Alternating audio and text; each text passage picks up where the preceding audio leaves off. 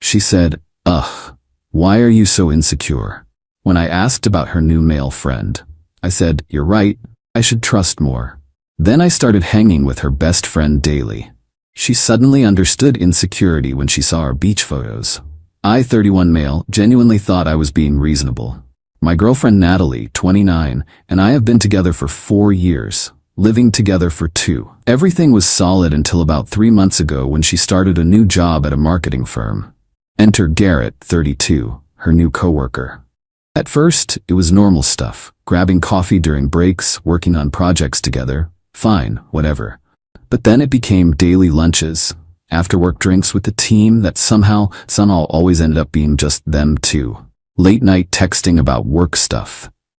2 weeks ago I finally brought it up. We were having dinner when her phone buzzed for the 10th time. She smiled at whatever Garrett had sent. Me, that's a lot of texting for a Tuesday night. Barely looking up. Just work stuff. Every night though? And the lunches every day? She put her phone down with this exaggerated sigh. Ugh, why are you so insecure? Garrett's just a friend. We work together. I'm not insecure, I'm just saying it seems like a lot of time together. Rolling her eyes. This is so unattractive. I thought you were more confident than this. Do you not trust me? Me. Of course I trust you. Nelly. No, you clearly don't. God, this jealousy thing is such a turn-off. I can't have male friends now?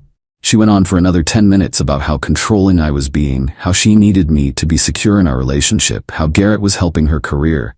By the end, I felt like an ass for even bringing it up. You're right. I should trust more. I'm sorry. She smiled, kissed me on the cheek. That's better. I need a partner who's confident, not paranoid. Cool. Message received loud and clear. The next day, her best friend Mia, 20 AF, called about some drama with her roommate. Natalie was at another work dinner with Garrett, so I offered to grab coffee with Mia and listen. We'd always gotten along well. She's basically like a sister to me, after 4 years. We met at this little place downtown. Mia vented about her roommate for 20 minutes, then asked about Natalie and me. I mentioned I'd been feeling a bit disconnected lately. Mia, yeah, she's been pretty busy with the new job. That Garrett guy seems intense. You've met him? At her birthday drinks last month, he spent the whole night hovering around her, made some weird comment about how lucky you were. Interesting. Natalie had said he couldn't make it to her birthday. Me, she says they're just friends. Mia gave me this look. Not saying anything, just a look. We started hanging out more after that. Nothing inappropriate, just friends supporting each other. Mia was going through the roommate stuff. I was dealing with feeling disconnected from Natalie. We'd grab coffee twice a week, sometimes lunch on weekends when Natalie was working on projects with Garrett. Last weekend, a group of us went to the beach. Natalie had canceled last minute. Surprise, surprise, emergency project with Garrett. Mia and I ended up in a bunch of the group photos. Someone posted them on Instagram, tagged us both. That's when things got interesting. Natalie came home that night absolutely livid. Natalie, what the hell is this? Shoving her phone in my face. Me beach day? You were invited. You canceled for work. You and Maya look pretty cozy. We're friends. She's your best friend. Friends don't pose like that. Looking at the photo, we're standing next to each other? She's practically on top of you. Her hand is on my shoulder. We're in a group photo. This is different. How? How is this different from you and Garrett? That's completely different. We work together. And Mia's your best friend who I've known for years. If I can't be insecure about you spending every day with Garrett, you can't be upset about me being friends with Mia. Her face went red. She stomped off to the bedroom and slammed the door. Funny how the rules change when the shoe's on the other foot. Update 1. Well, the hypocrisy has reached new heights. After the beach photo incident, Natalie's been acting like a completely different person. Suddenly she's very interested in my whereabouts. Very concerned about my friendships, very available in the evenings. Wednesday, I met Mia for our usual coffee. I'd told Natalie that morning I was grabbing coffee with a friend after work. Didn't specify who. She didn't ask. 20 minutes into our conversation, guess who walks in? Natalie. Natalie. With Garrett. The look on her face when she saw us was priceless. She marched over to our table. Natalie, oh, what a coincidence. Hey babe, hi Garrett. Garrett just nodded, looking uncomfortable. Mia, I didn't know you'd be here. Just catching up with your boyfriend. How's the emergency project going? What project? The one you canceled beach day for. Awkward silence. Garrett suddenly found his phone very interesting. We just finished actually. Thought we'd grab coffee to celebrate. Cool. Well, don't let us keep you. She stood there for another few seconds, then grabbed Garrett's arm and pulled him to a table where she could watch us. Real subtle. The text started about 10 minutes later. How long have you been there? Why didn't you tell me you were meeting Mia? This is inappropriate. We need to talk. I didn't respond, just kept chatting with Mia, who was trying not to laugh at the absurdity of it all. That night, Natalie came home ready for war. We need to set some boundaries. Okay. What kind of boundaries? I don't think you should be hanging out with Mia alone anymore. Why? It's inappropriate. She's my best friend. And Garrett's your coworker, so by your logic, you shouldn't be hanging out with him alone either. That's different. We work together. You grab drinks after work, you text all night, you go to lunch every day. That's not work. You're being paranoid again. No, I'm applying your standards equally. Either we both can have friends of the opposite sex, or neither of us can. She tried a new angle. Mia's been acting weird lately. I think she might have feelings for you. Based on what? Just the way she looks at you, and she's been distant with me. Maybe she's distant because you keep canceling plans with her for Garrett. That hit a nerve. Natalie's face went red.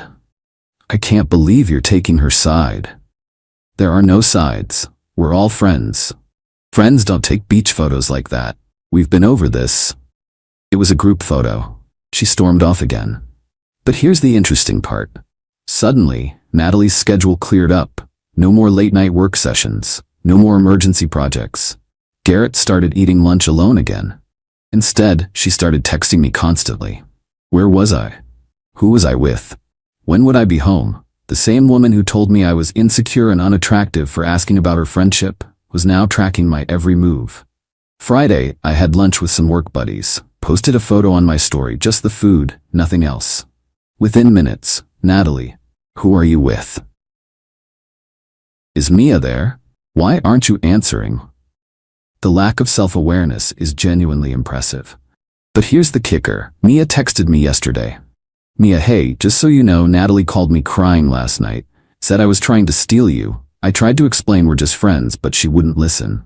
I think I need to step back for a while. I don't want to cause problems in your relationship. So now Natalie's successfully pushed away her best friend because she can't handle me having the exact same type of friendship she insisted was totally normal when it was her and Garrett. The hypocrisy is suffocating. When she does it, it's professional networking, and I'm being insecure. When I do it, it's inappropriate and disrespectful. When she texts someone all night, it's work. When I grab coffee with a friend, it's emotional cheating. I'm starting to think this relationship might have run its course. Update 2. It's over. In the most ridiculous way possible. After Mia stepped back, I thought maybe things would calm down. Nope. Natalie just redirected all that energy into being suspicious of literally every woman in my life. My coworker Emma asked for help with a spreadsheet. Why is she asking you specifically? The barista at our regular coffee place smiled at me. She's always flirting with you. I liked my cousin's Instagram post. Which one is she again? The pretty one? Meanwhile, guess what started happening again? Late-night work emergencies. Garrett needing urgent help with projects. The universe really does have a sense of humor. Last Thursday, I came home to find Natalie on my laptop. She'd used my thumbprint while I was sleeping to unlock it and was going through my messages. What are you doing? Not even looking guilty. Just checking something. Checking what exactly? You've been weird lately. Distant. Maybe because you accused my friend of trying to steal me and go through my phone every night? I haven't been going through your phone. You literally asked to see it last night to check the time, and then scrolled through my texts. Because you're hiding something. Why else would you be so defensive? The projection was unreal. I sat down across from her. Me, Natalie, what are you looking for? Nothing. I know something's going on with you and Mia. Mia hasn't spoken to me in a week because you called her crying and accused her of trying to steal me. Good, she should stay away. She's your best friend. Was my best friend. Best friends don't go after each other's boyfriends. She didn't go after me. We had coffee and talked about her roommate drama and your obsession with Garrett. Wrong thing to say. She slammed the laptop shut. Natalie, there it is. You're still jealous of Garrett. I'm not jealous. I'm pointing out your double standard. There's no double standard. Garrett and I are professionals. As if on cue, her phone buzzed. She grabbed it quickly, but I saw Garrett's name on the screen. Me, professional text at 10 p.m.? Natalie, it's about tomorrow's presentation. The one you said was canceled this morning? She froze. Busted. It got uncanceled. Right, I stood up to leave the room. I was exhausted by the whole thing, but she followed me. You know what? Maybe I should be hanging out with Garrett more. At least he doesn't judge me. Go for it. Maybe I will. Great. Great. She grabbed her keys and jacket. Where are you going? Out, since you clearly don't trust me anyway. Natalie, it's 10 p.m. on a Thursday. So? Garrett's having people over. I'm gonna go where I'm appreciated. People over? Or just you? She glared at me. You know what? It doesn't matter. You've already decided I'm cheating, so why not, right? I never said you were cheating. You're the one who's been acting paranoid since I had coffee with Mia. Because it's different. How? Explain to me how it's different. Because it just is. And with that stellar argument, she left, slammed the door so hard the neighbors probably heard it. She didn't come home that night. The next morning, I woke up to approximately 30 texts. A journey from anger to panic to anger again. 11:40 at Garrett's. Having a great time. 12 a.m. Everyone's asking where you are. I said you were being controlling. Garrett thinks you're being ridiculous too. Why aren't you answering? Checking up on me? Hello? Fine. Be that way. I'm coming home to get ready for work. We need to talk. Where are you? This is really immature. I'd gone to my brother's place. Needed space to think. When I got home around noon, she was there, furious. Natalie, where were you? My brother's. Why didn't you tell me? You left, said you were going to Garrett's. I figured you needed space. Natalie, I came home at 7 a.m. and you were gone. Okay? You can't just disappear, like you did last night. She actually stamped her foot, like a child. I told you where I was going. To the guy you've been obsessed with for months? Yeah, that made me feel great. Nothing happened. I didn't say it did. You're implying it. No, I'm pointing out that you storm off to another man's house at 10 p.m. because I called out your double standard, don't come home, then get mad that I wasn't sitting here waiting for you. She started crying. But it felt manipulative, not genuine. Natalie, I can't do this anymore. You've changed. Ever since you started hanging out with Mia, you've been different. Me, I grabbed coffee with her twice a week while you were with Garrett every day. Natalie, it's not the same. You keep saying that but can't explain why. Through tears. Because she's pretty and single and you guys have inside jokes and she looks at you. Garrett literally told you I was lucky to have you. Mia has never said anything inappropriate. That's not the point. Then what is the point? She wiped her eyes, suddenly calm. The point is, I don't trust you anymore. You don't trust me, you went through my laptop, you checked my phone, you followed me to a coffee shop, you spent the night at another man's house, but you don't trust me? Yes, I laughed. I couldn't help it, the audacity was just too much. Okay, then we're done. What? If you don't trust me after 4 years after I've done nothing but be transparent while you've been sketchy with Garrett for months, then there's no point. You're breaking up with me because I have concerns about your friendship. Me, no. I'm breaking up with you because you're a hypocrite, who has spent 3 months basically dating another man while calling me insecure, then lost your mind when I had coffee with your best friend. I haven't been dating Garrett. Daily lunches, nightly texts, after-work drinks, showing up at his house at 10 p.m. and not coming home. What would you call it? Silence. Me, I'll stay at my brother's this weekend. Please be moved out by Monday. This is my home too. Your name's not on the lease. You've been paying me rent. Legally, you're a month-to-month tenant. This is your 30-day notice. She stared at me like I'd grown a second head. You can't be serious. Dead serious. Over some pictures? Over coffee with Mia? No. Over the lying, the double standards, the going through my stuff, the accusations, and the complete lack of self-awareness. The coffee and pictures just revealed who you really are. I grabbed a bag and started packing some clothes. She followed me around the apartment, alternating between yelling and crying. Natalie, this is insane. You're throwing away 4 years.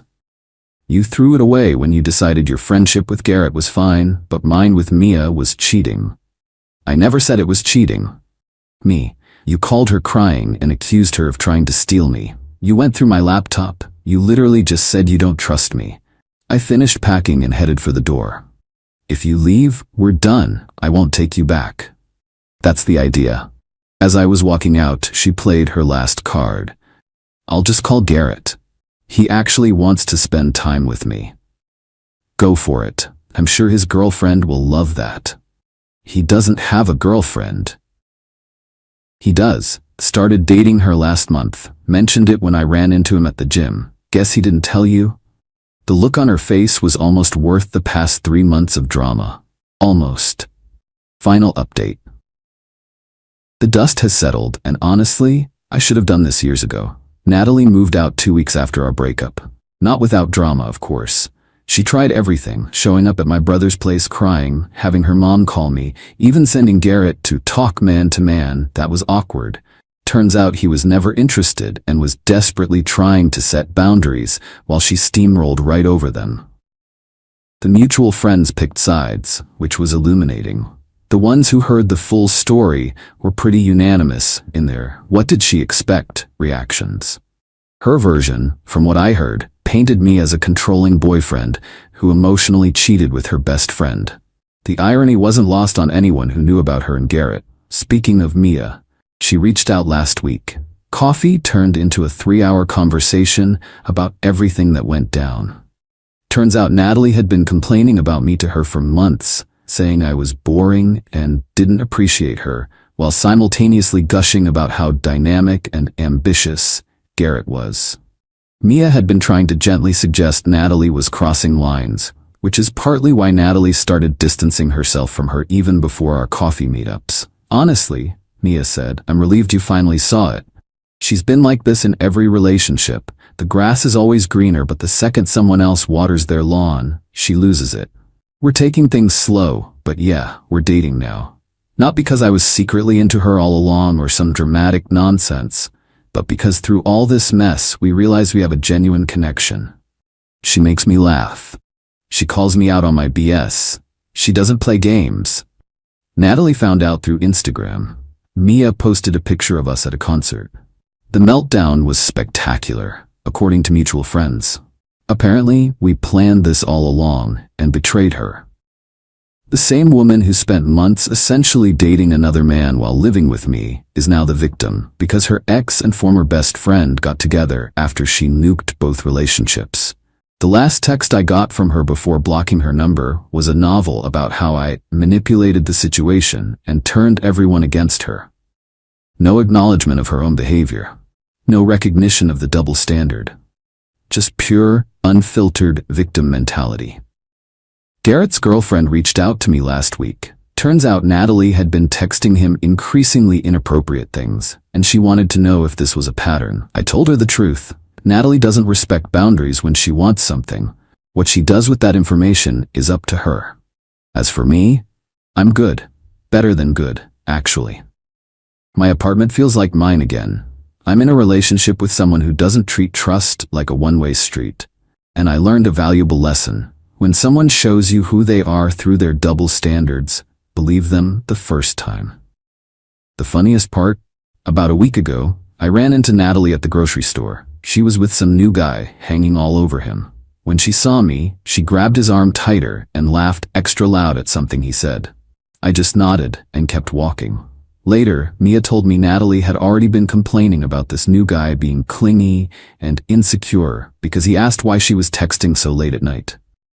Some people never learn. But that's not my problem anymore.